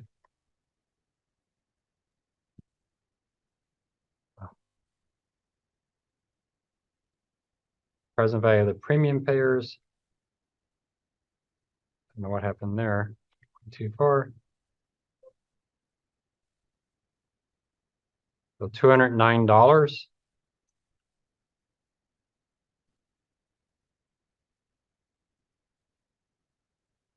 That is the annual premium. So the monthly premium is only about $17. Pretty cheap insurance. All right, let's try the same thing with the whole life. Except for here, I gotta.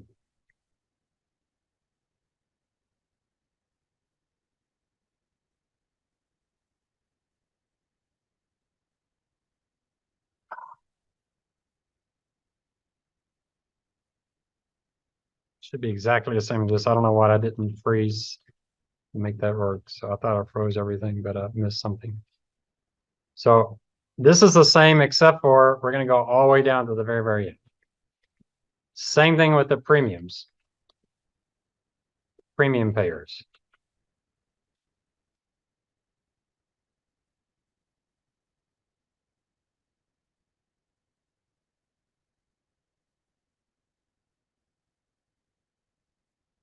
That's going to go all the way to the very end.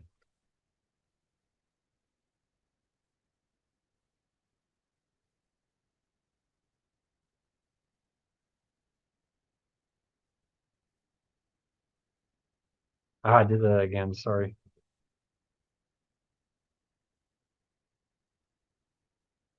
Oh, Bill Gates, you know what I want to do. You should just do it. So there's your premium for the whole life. That's going to cost you about $17 a month versus $56 a month. Pretty significant difference. Now, that's a $100,000 policy. Obviously, do 500,000, it just goes up by 5 times. So there, your difference is fairly significant. You have an extra $200 a month to invest. That's pretty significant for a 25-year-old to invest an extra $200. If they do that, how much will they have?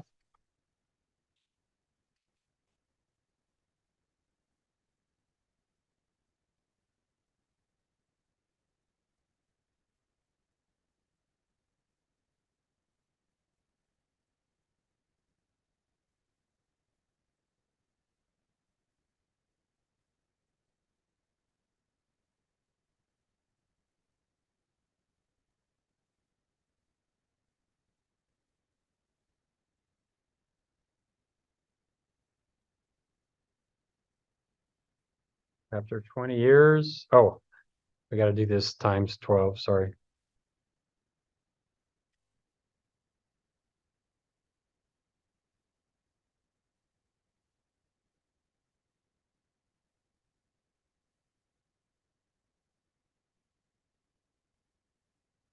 So on an annual basis, they'll have an extra $2,000 to invest. And at the end of 20 years, they'll have $75,000 saved up. That's on a $500,000 policy, right? Did I do that right?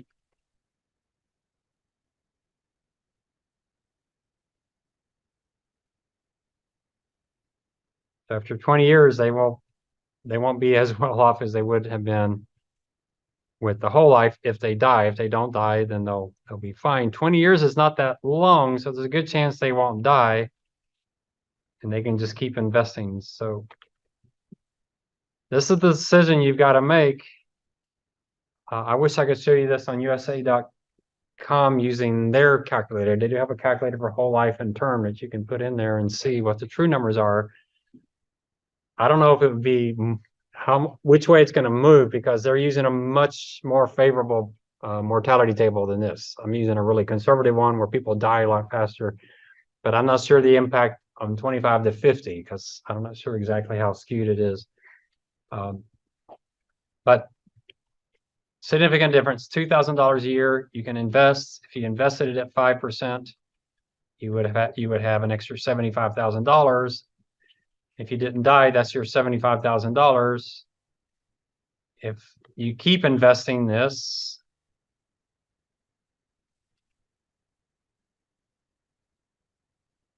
but you invest the entire amount, how far do you have to go to get your $500,000? Okay, Bill Gates, I don't understand that.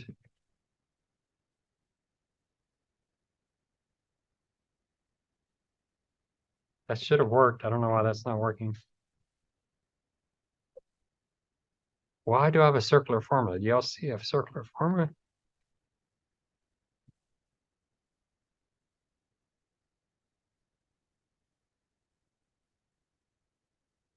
Whoa, Bill Gates, what's your problem? M24 plus J3. Yeah, I don't see what I did wrong. You might see the problem there. Boy, that's just...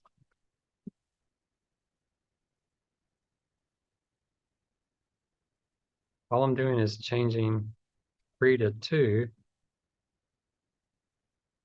Let me do this.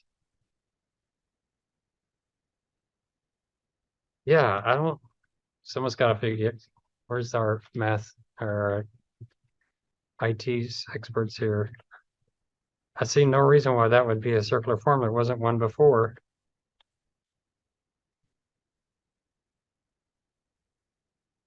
Boy, that is just so bizarre.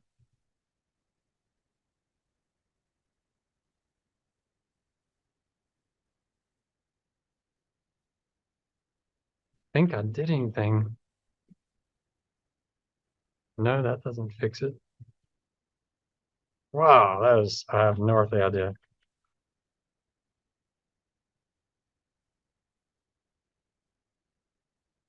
You may see, no takers. Now that's gonna bug me all night. I think Bill Gates is wrong on that one, but anyway. Well, I can't show you that, but somehow you have a portfolio at the end, and my brain's gonna be thinking about that the rest of the class.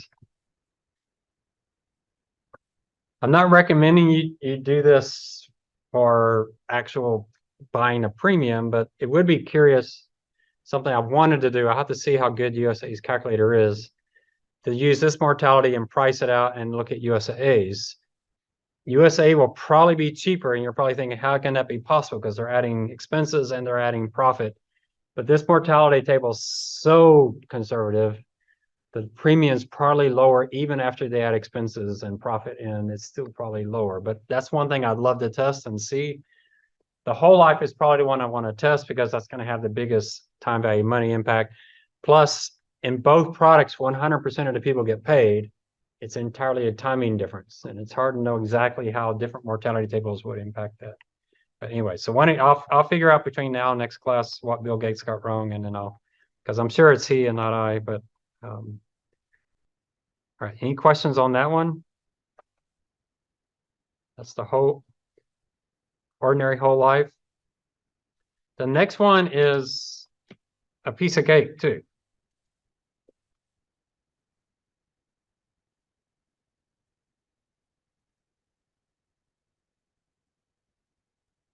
It's essentially the exact same thing again.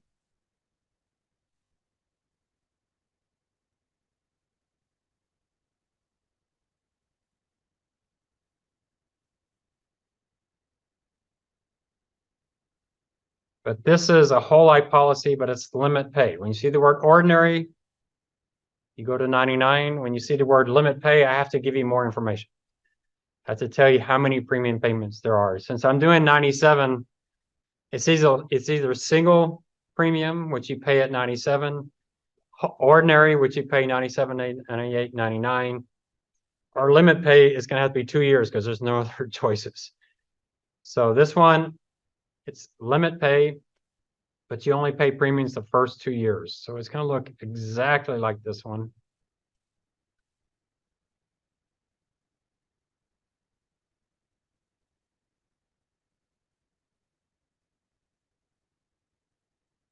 Exactly like this one, except we're not going to have that last premium payment. That's the only difference.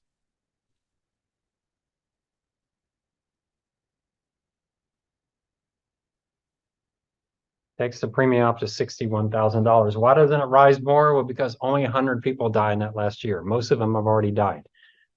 80% of them already died before then, so it doesn't have a huge impact.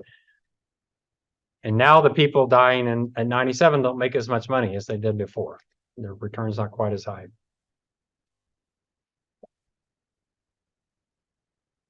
I doubt I'll give you, well, I might give you a limit pay, but if I do, you won't do the math. You'll just give me the formula. So y'all saw what I did on the formula, real simple. If it's limit pay for 2 years, you have L97, L98. On the exam, you don't have to divide by 1.05 to the 0. You can just leave that out if you wish. It's not required, but if you put it in there, that's fine as well. You know that's dividing by 1, so it's not a big deal. Most limit pay, you paid at 65. So most of them say, hey, you pay the premium to retire and then you stop paying the premium because you won't have an income.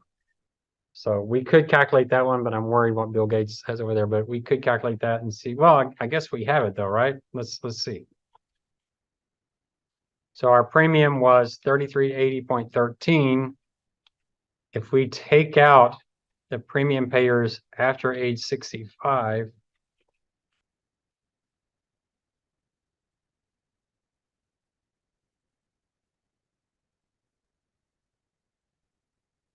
the premium doesn't go up much. Premium goes up about 5.5%. Why? Because there's a lot fewer people after age 65. So it has some impact, but it's not a huge impact.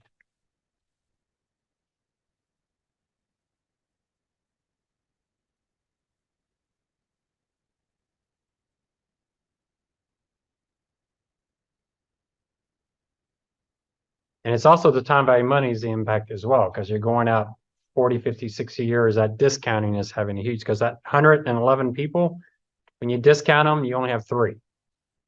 That's what putting something to the whatever power that is, 50-year power at 5%, or I guess, no, it's more than that, 75 years at 5%.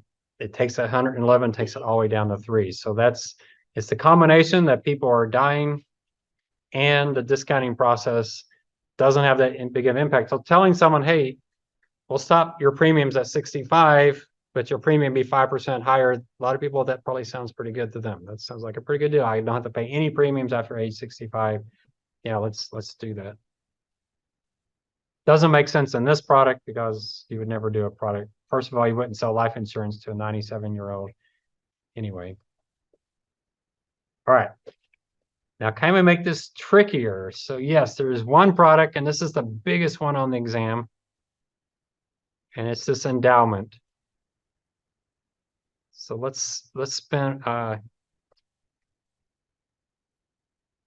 this is the one I have a YouTube video for, so we'll see if we can get this one done. I don't know if we will be able to or not.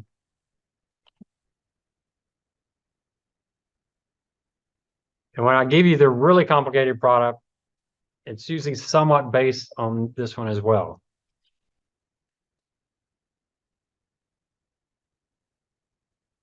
Right, there's essentially two types of endowments.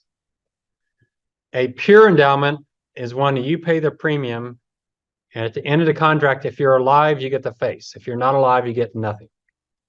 That's not what this is. This is a 3-year endowment life policy.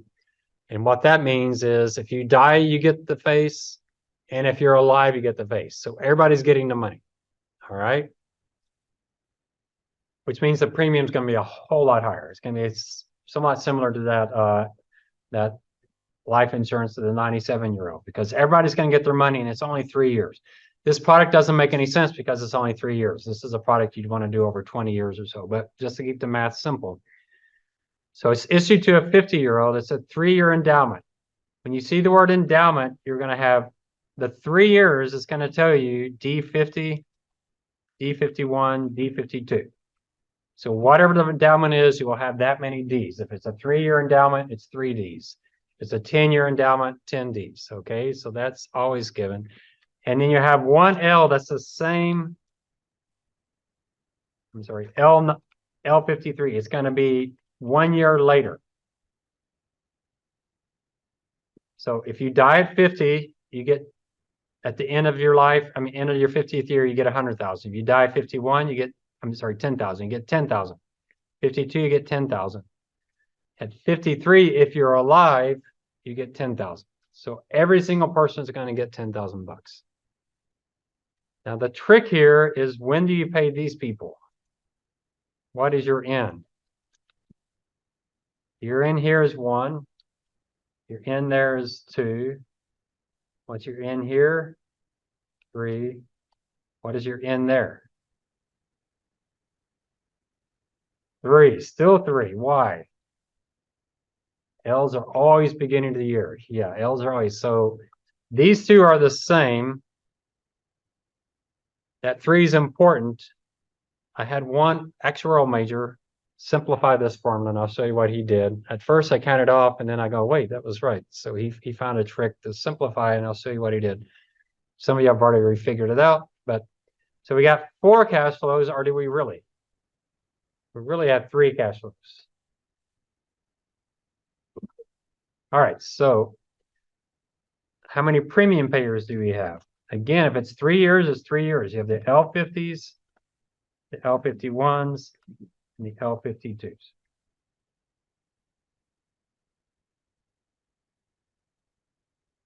So let's go get the D50s.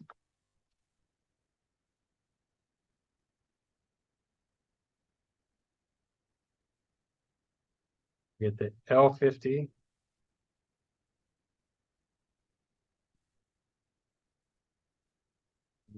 L53. So these 4 are going to get 10,000 bucks. That's everybody. That adds up to 92,793, which just happens to be my L50. So everybody in this policy is going to get $10,000 over the next 3 years. But they're going to pay 3 premiums. So the premium, you might guess, is going to be around 3,500 bucks or something. Right? Everybody gets 10,000, but they're going to pay 3 premiums. So the premium here, and this one's hard to write. So let's see if we can get it all fit in there. D50 times 10,000 bucks, right? It's 10,000 and 5% divided by 1.05 plus D51 times 10,000 divided by 1.05 squared. D52 times 10,000 divided by 1.05 third plus L53 times 10,000 divided by 1.05 to the third again. Has anyone figured out the simplification that you can do there?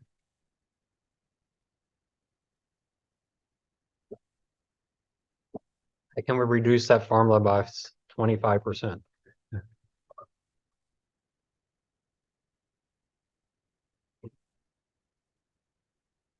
Any guesses or not guesses?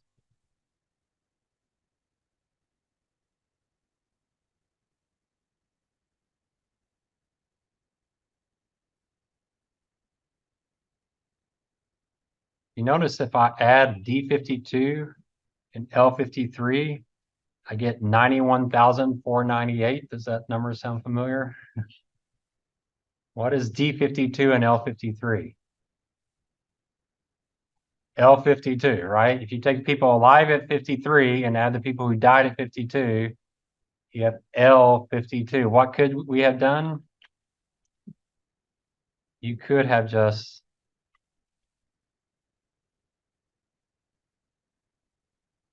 done L52. That's what he did on exam. I thought that was pretty impressive that he did on exam because we never, I always like to put it all out there so you can see all the pieces. So those two things are exactly the same. Because we're dividing both of them by 105 to the third, and 52 and D52, L53 is L52. So you can do it simplified if you like. So remember that because it's a massive math calculation that saves you one extra step of multiplying a bunch of huge numbers. Then the denominator, you got L50 plus L51 divided by 1.05 plus L52 divided by 0.05 seconds. So there's your formula. So this is the one you have to do the math and do the times schedule. So it's, as far as its weight on the exam, it's like a normally weighted like everything else, but it's going to take you a lot more time. All right, so just be ready to start doing some calculations. So I'm going to guess the premium's around $3,300, but we'll see if I can get that right. It is a little easier to kind of guess if you're paying everybody the entire amount. But okay, D50 times 10,000 divided 1.05 plus D51 times 10,000.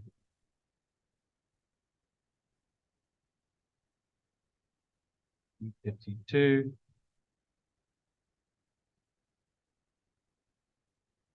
plus L53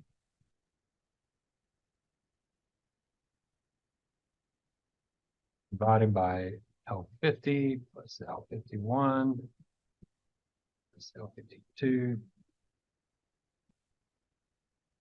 See how close I was? A little high. So 3,044.48.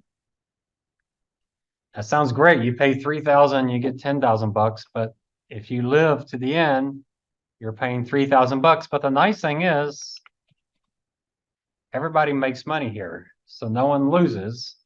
But how much do the people at the very, very end make?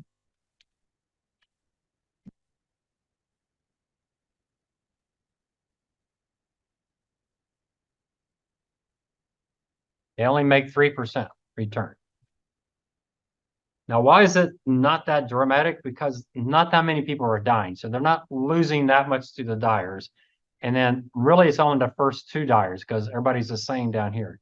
So it reduces the return from 5% to 3% because you got to pay those early dyers, but it's not a horrible return. And that's one reason people love these mature and these endowments is they know they're going to make some return. May not be great, but they'll make some return. When they first set these things up, they thought they were tax-free. So that was the other advantage.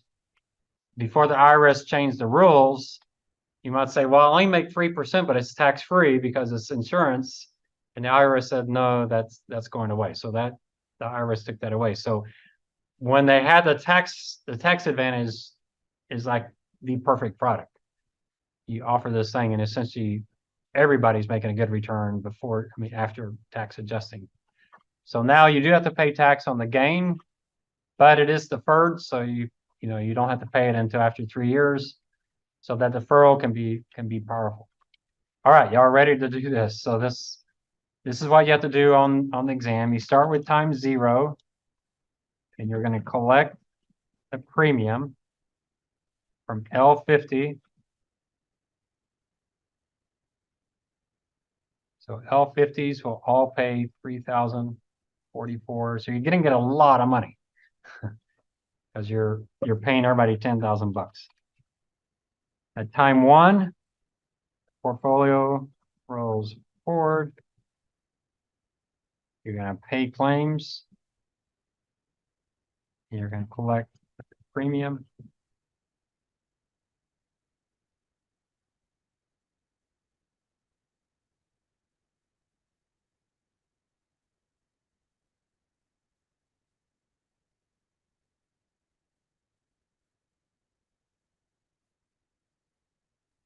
And pay claims, that's gonna be D51 times, or D50 times $10,000.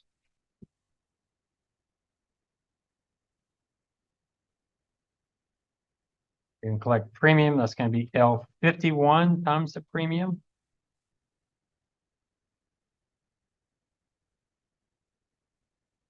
And then you have ending port time 1. You have a massive portfolio, right? Because you get to pay a whole bunch of people at the end of 3 years. So you get to build up a massive amount of money. So it's going to look a little ridiculous, but that's your ending portfolio. Time 2, it's going to look exactly the same.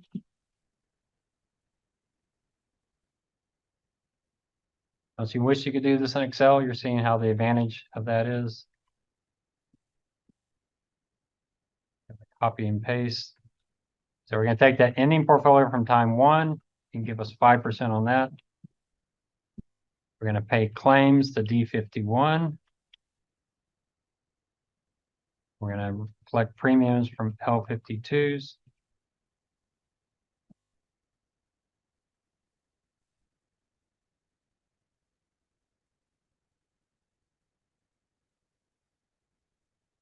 And then our ending portfolio, beginning portfolio, or the ending portfolio rolled forward minus our claims plus our premium. And then time 3, we're hoping to get a really, really round number here, right? So we won't have any premiums here. So I'm hoping I get a really, really round number. Well, I do have to put one extra thing in here. Pay claims death. Like, I like to call them livers. That kind of sounds like a food, but it kind of makes sense. So here you're going to pay claims out to the D52s. And here you're going to pay claims out to the L53s. So D52 times $10,000 and L53 times $10,000. So you take your rolled forward portfolio minus your death claims, minus your living claims, and voila, all the way to 0. How far off will you be on this one with rounding? I think it can get into the hundreds. We'll see. It kind of depends on just how lucky I was when I set up the problem. Yeah, here you're off by 56. I have seen it off much more than that, so don't panic. If you're off 7,000, you probably did something wrong. But if you're off 120, it could be. It is possible. It depends if the rounding's like 49.8 or, whatever, if it's right in the middle, it's going to be much bigger versus if it's 99.7 or, 0.99 cents. So roundings are 997 or whatever. So rounding can be an issue. Don't let that bother you.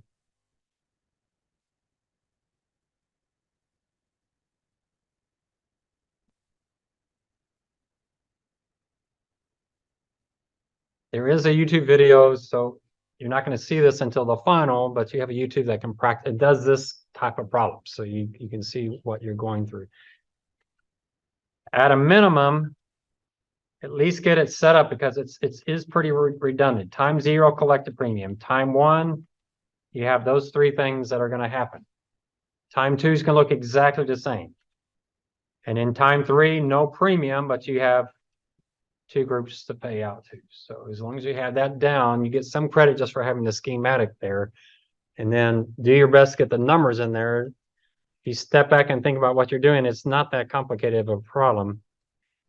And it really, really, I think, brings forward the concept of a net premium.